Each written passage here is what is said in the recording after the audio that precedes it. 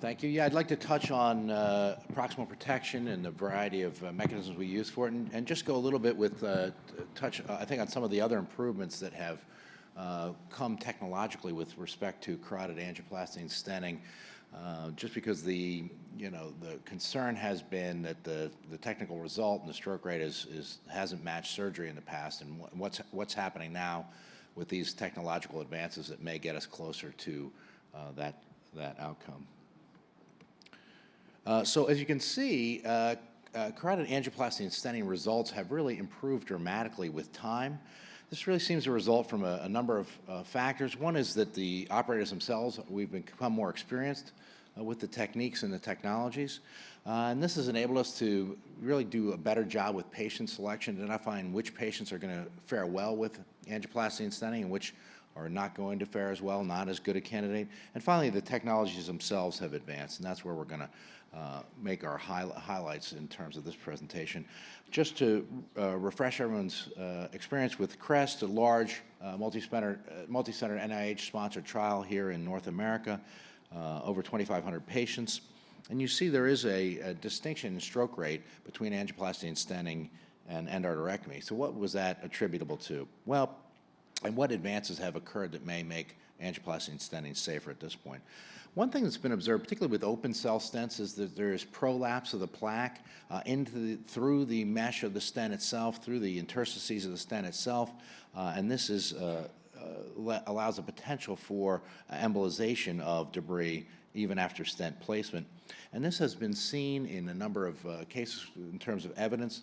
Diffusion-weighted MRI shows a significant amount of embolization can occur, and it is greater embolization has been demonstrated for these open cells compared to closed cell stents. The size of the debris also that's captured in our filters is increased when you're looking at open cell stents. So that's certainly a concern. We want to have a greater mesh and a small pore size to minimize the likelihood of any debris being embolized. This can also be seen when you look at the neurologic events that occur in our clinical trials. Frequently, these aren't occurring during the procedure itself, but actually occur after the first 24 hours, suggesting that unstable plaque still has the potential for embolization. So there are these, and just very briefly, I'm going to touch on these three new devices or new designs of stents that have the standard nitinol scaffolding, but then have a mesh that may be PTFE, maybe nitinol, or it may be a polyethylene type of structure. It's being studied in the Roadster trial, again with a 5 French compatible system. It's been studied in registry trial within Italy, and now the Clear Road trial is currently enrolling patients as well to look at this mesh-covered stent. Gore is making a mesh-covered stent as well, and this minimizes the pore size as alluded to. And again, Dr. Gray maybe can take some questions on this, since he and Dr. Schneider are the principal investigators for this trial as far as how it's progressed, and maybe they can reveal what data are thus far available with respect to its utilization, and Dr. Metzger may weigh in as well. But over 270 patients have been enrolled thus far. And then finally, the Seaguard Prime EPS is being utilized. This has a polytetraethylene covering as well. With respect to proximal protection, the results, I think, have been quite favorable for proximal protection as compared to distal embolic protection. Proximal protection seeks to alleviate all or eliminate all embolization. When we use microporous filters, any debris that is smaller than the pore size of the filter can potentially embolize through the filter. And distal embolic protection also requires that you have full apposition of the filter to the luminal surface of the arterial wall. So there are really two systems, one of which is really commercially available currently. The original proximal protection system was the Gore flow reversal system. And with the Gore system, it's pictured schematically here. You have your sheath in the common carotid artery and a separate balloon inflated in the external carotid artery. And then you introduce a circuit that returns the blood via the femoral vein, and so you effectively are reversing flow through the internal carotid artery back through the sheath and then down into through a filter and back into the femoral vein. So any debris that's liberated during angioplasty, during the manipulation of this plaque and angioplasty and stent placement is taken out through the sheath itself. and eliminated in that fashion. You prevent a distal embolization. Second system that has been introduced is the MoMA system through Medtronic. This again uses two balloons, one in the common carotid artery, a second balloon in the external carotid. It doesn't have active flow reversal, but you can initiate, it's really more flow cessation, but you initiate flow reversal when you aspirate back through that sheath. And so, again, this is seeking to eliminate all embolization during these procedures. And the results have been, in the pivotal trials, have been highly favorable. The ARMOR trial is the pivotal trial for the MoMA device. Again, you see the device is pictured here at the top schematically. Here are the two balloons, one for the external carotid, one for the common. Here's that schematic showing it being deployed. And here's a case that we performed. Nasty plaque, severe stenosis, nasty little ulceration there. We go ahead and place the external balloon in place. Oftentimes you won't have complete occlusion of the superior thyroid, but we seem to be able to overcome that with our active aspiration, and we don't see flow traveling distally into the internal carotid. And here's our common balloon that's on the exterior or outside of the sheath itself.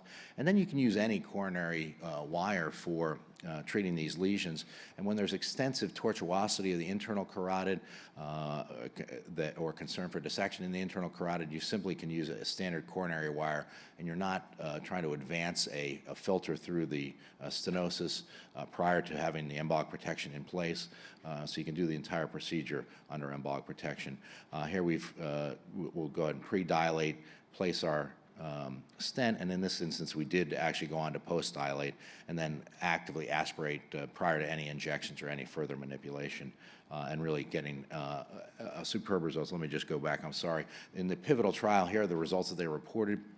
As far as major adverse cardiovascular events, 2.7%, so much lower than what has been reported in many of the previous trials for angioplasty and stenting, and really commensurate with what's being reported in the CREST trial, for example. And if you look at major strokes within the ARMOR trial, less than 1% major stroke rate. So really excellent results that suggest that proximal protection may afford greater protection, particularly in higher risk patients. If you look at the EMPIRE trial, that was a trial for the Gore device. That has actually been withdrawn from the market, I think because it's difficult to sell the device when you can't get paid for doing angioplasty and stenting. But regardless, if you look at the results of their pivotal trial, again, looking at stroke and death, the overall rate 2.9%, so very favorable. But if you look at some of the highest risk populations that Dr. Wally and others have identified, symptomatic patients, long lesions, really outstanding results here, 2.6% stroke and death rate, and octogenarians, a troublesome group in the lead-in phase, troublesome in the sense that they're high risk in the lead-in phase for CREST, and then confirmed in the randomization phase of CREST as being high risk for angioplasty and stenting. When we look at the results here, outstanding results, and again, major stroke and death less than 1%, similar to what was seen in the ARMOR trial. Very briefly, and I know Dr. DiRoberto is going to talk about this, but just will mention in passing that another form of proximal protection utilizes direct carotid access through a transcervical incision, and this avoids manipulation of the arch, and I'm sure he'll give greater detail on that. This is so-called TCAR, but again, initiates flow reversal from the internal carotid back through the sheath, and then reintroduces that blood through a filter into the femoral vein. And here's what it looks like schematically. Again, cut down in the neck. All your wires and manipulation take place here, but they're all done under active flow reversal, returning the blood via that pressure gradient to the femoral vein. And they've had similarly outstanding results, about 2.8% or 2.3% major stroke and death rate in accumulation of their trials. I very briefly would talk about treatment of asymptomatic patients and the evolution for us here in the United States. We treat a tremendous number of asymptomatic patients, but they're at significantly lower risk for stroke if they go untreated than would a symptomatic patient be. And what we've seen in the following out the medical arms of the clinical trials that have been conducted looking at endarterectomy versus medical therapy, there's been a diminishing stroke rate on an annual basis in those patients who are treated with medical management. When you start back at ACAS, 11% stroke rate with an annual stroke rate about 2.2%. the first 5 years of ACST, 5.3%, and now in the second 5 years of ACST, 3.6 or less than 1% annual stroke rate in those patients. So medical therapies really appear to be improving our outcomes. Similarly, we see as when we look at these trials over time, as the medical therapies advanced, the medical stroke rate is reducing. Clearly, there are a large number of patients who will not have asymptomatic patients who will not have a stroke. And so the question is, what is the role for best medical therapy as compared to intervention? And that's being assessed with the CREST-2 trial. So in conclusion, continued advances in technology and techniques have resulted in reduced peri-procedural stroke rates in recent clinical trials. Mesh-covered stents offer the potential to enhance stabilization of the carotid plaque after angioplasty and thereby reduce cerebral embolization. Flow reversal has demonstrated significant reduction in stroke rates, and when combined with transcervical access, it does eliminate the need for manipulating the carotid arch. And as I say, the medical therapy versus interventional therapy are going to be tested in the two arms of the CREST-2 trial, looking at stenting versus medical therapy and surgery versus medical therapy for asymptomatic patients. And with that, I'll conclude. Thank you very much.